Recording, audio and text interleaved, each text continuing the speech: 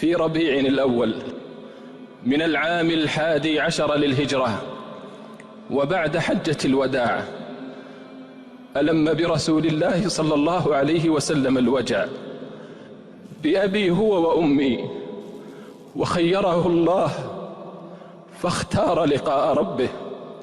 اللهم الرفيق الأعلى، اللهم الرفيق الأعلى. وحان الفراق فأوصى وودع، وأظلمت الدنيا بفراقه، وتفطرت الأكباد.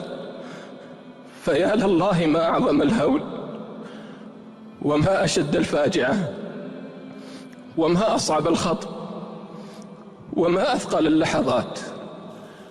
كيف لا وقد انقطع بموت رسول الله صلى الله عليه وسلم الوحي عن الأرض، وأظلم الأفق، واضطرب المسلمون، فمنهم من دهش، ومنهم من خلط عليه، ومنهم من أقعد فلم يطق القيام، ومنهم من اعتقل لسانه فلم يطق الكلام.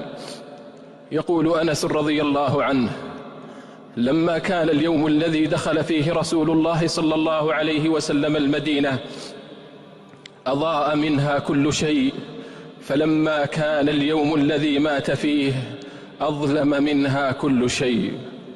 لكنها سنة الله، فالموت لا والدا يبقي ولا ولدا، ولا صغيرا ولا شيخا ولا أحدا. مات النبي فلم يخلد لأمته، لو خلد الله حيا قبله خلدا. للموت فينا سهام غير مخطئة، من فاته اليوم سهم لم يفته غدا. ما ضر من عرف الدنيا وغرتها، ألا ينافس فيها أهلها أبدا.